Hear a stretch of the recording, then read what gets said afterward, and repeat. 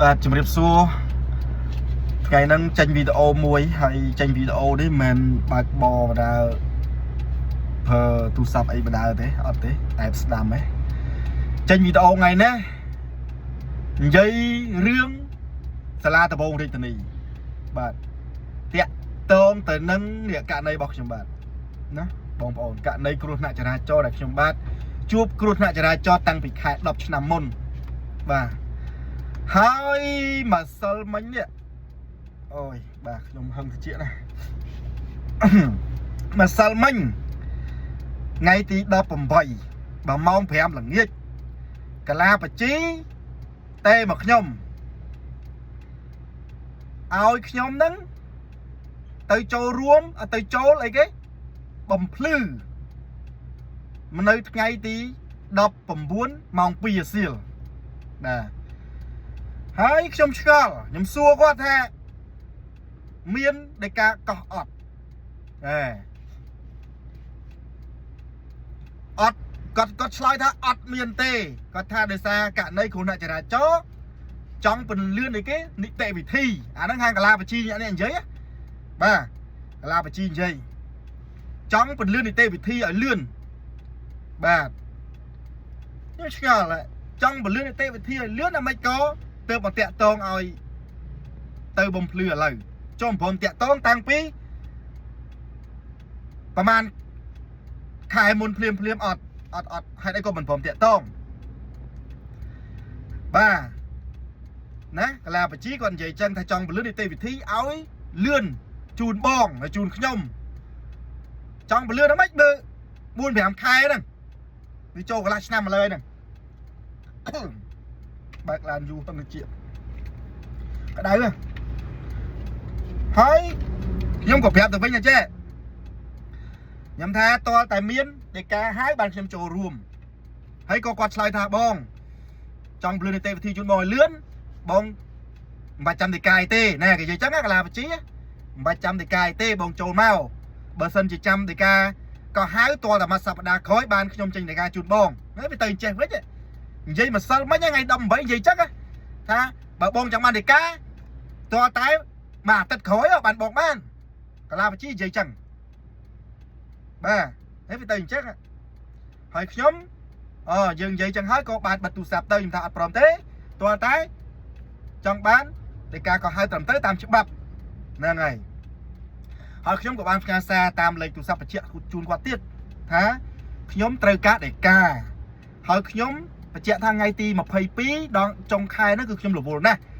កិច្ចការងារបកកិច្ចការងារនយោបាយបាទខ្ញុំអត់បានចូលរួមទេណាចឹងខ្ញុំក៏ផ្ញើសាររួចគាត់រួចហើយបាទ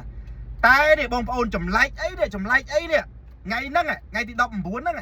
ថ្ងៃទី19ហ្នឹងចម្លែកអីណូដីកាគាត់បាញ់ដីកាជូនណោះឲ្យមេធាវីខ្ញុំឆ្ងល់ចឹងខ្ញុំសុំដីកាគាត់ថាអត់មានទេបើបងចង់បានដីកាតមួយសប្តាហ៍ក្រោយបាទបានបងចូលរួមណា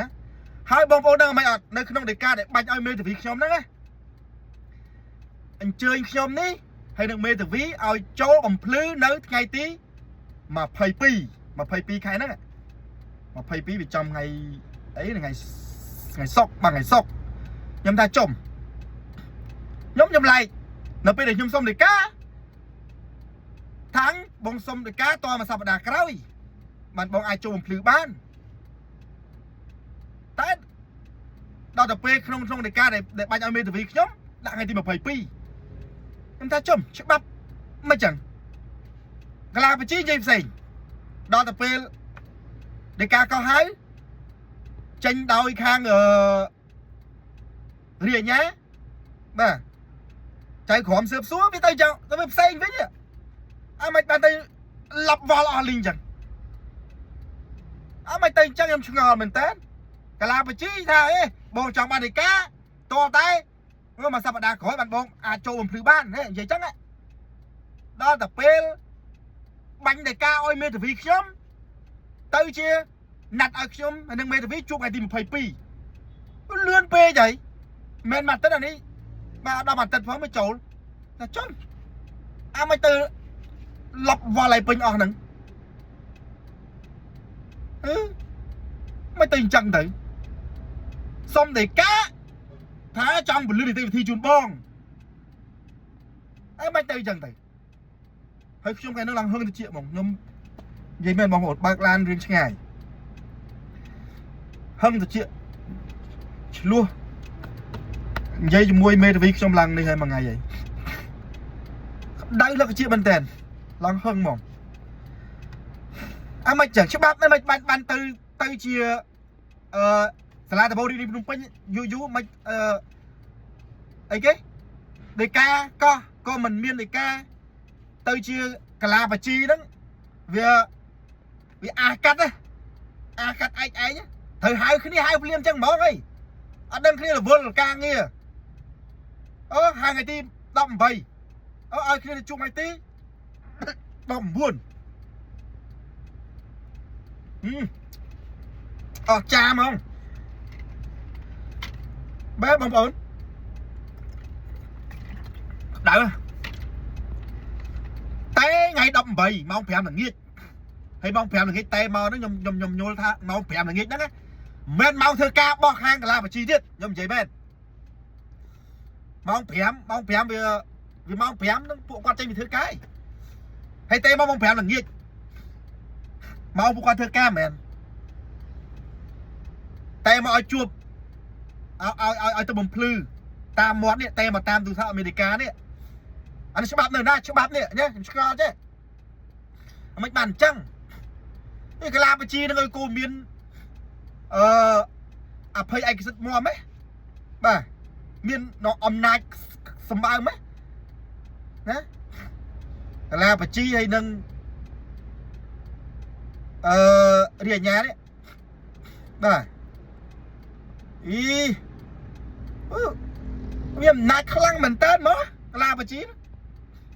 mấy bàn tầng chẳng xong cất đòn tiết đấy bà hãy khang đâm bà chơi crom á bà ơi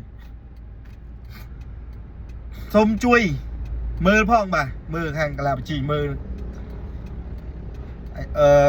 phụ quạt không đây này còn xong cất một đòn tiết bà cất đòn tiết cất một đòn tiết xong cất một đòn tiết bà kết mà đo tiết trái crom xốp xua nó người trắng này bà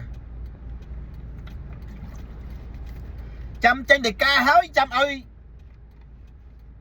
cả la bà chi tẹt to mặc nhom anh toàn miền để ca phó ơi là bà chi tay mà màu bà đấy bà kết mà đo tiết à kết bà kết làm bay Campuchia bà kết đo tiết nè khơi nhát bà quân bà quân trên này